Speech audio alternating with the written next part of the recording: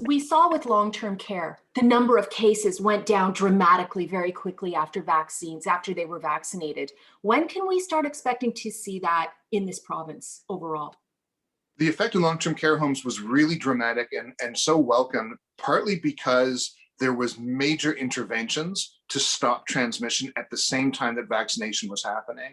In Ontario, we're not taking strong steps. We're not closing construction. We're not closing non-essential businesses. We're not doing a lot of things that we could do.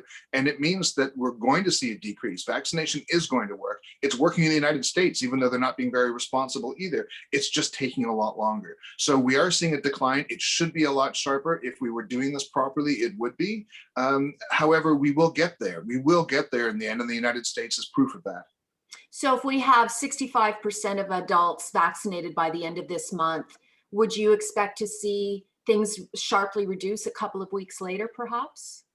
As long as we don't start opening up too soon. I mean, to put it in perspective, 65% of adults means 35% aren't.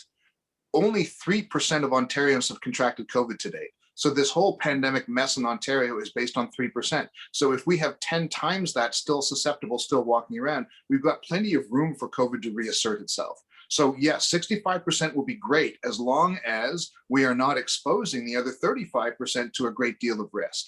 And that's the problem right there. The more people who get vaccinated, the more and the sooner we can actually open up and do so knowing that we're not going to invite another spike.